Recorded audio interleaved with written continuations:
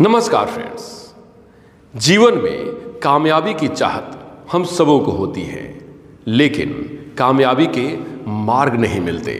ये मार्ग उपलब्ध कराया है श्री विद्या शक्ति सर्वसम के संस्थापक डॉक्टर विजय गुरुजी ने, जो कि विश्वविख्यात धर्मशास्त्री हैं और धर्म रक्षक हैं। उन्होंने कई एक बिंदुओं पर हमारे ध्यान को आकर्षित किया है और उन्होंने श्री विद्या का महत्व बताया है, श्री का महत्व बताया है, विद्या का महत्व बताया है और उन्होंने भगवती के यज्ञ का महत्व बताया है। उन्होंने कहा है कि इस जीवन में कामयाबी और अपनी जीवन की पूर्णता प्राप्त की जा सकती है, बस जरूरत है मां ललितांबा की कृपा की।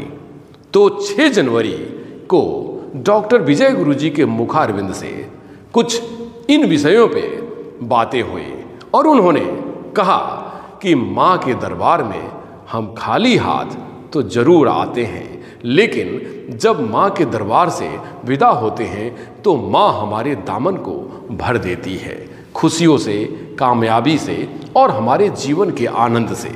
तो आइए सुनते हैं डॉक्टर विजय गुरुजी को, जिन्होंने श्री का महत्व, विद्या का महत्व और भगवती के यज्ञ का महत्व के साथ उनकी तैयारी के बारे में कहा है। माँ की चर्चा जो होती है, माँ की लीला जो है अद्भुत है। आपको क्या बताऊं, इस बालक पे मेरे को जो चाहने वाले हैं, मेरे यजमान, मेरे मित्र, ये हमारा एक परिवार है, श्री विद्या शक्ति सर्वस्वम परिवार। इस परिवार में श्री के बारे में तो अगर उसका भाष्यार्थ करें या शब्दार्थ करें या रहस्यार्थ या परिवस्या, ये अर्थ अगर हम करते जाएं तो शायद इनको समय 7 दिन भी कम पड़ जाए। श्री यानी सर्वत्र जो वैभव ऐश्वर्य की अधिष्ठात्री देवी है, राज राजेश्वरी, वह श्री है। और विद्या वही है जो आत्मज्ञान करा दे, जो ब्रह्म ज्ञान करा दे। विद्या सा विमुक्त है। हम इस भूमि में किस कर्म के लिए आए हैं उसको जानना ही विद्या है।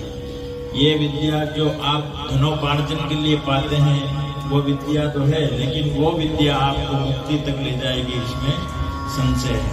ये विद्या जो आत्म विद्या, सा विद्या उपासिते, ऐसी आत्म विद्या तो आप और हम सब केवल यहाँ पे जो उपस्थित हुए हैं, ये केवल आहुति देने के लिए नहीं उपस्थित हुए हैं। हम केवल ये जो साकल्य बनाए हैं 5 चीजों से सम्मिश्रीकरण करके, ये आहुति देना मात्र हमारा, हम आहुति देने के लिए नहीं बैठे हैं यहाँ पे।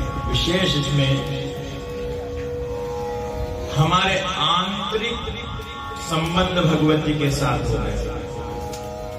हमारा जो भीतर है और बाह्य सब हमारी जो कुवृत्तियां हैं, जो हमारे पाप कर्म है, ये सब इस हवन कुंड में भस्मीभूत हो जाएंगे।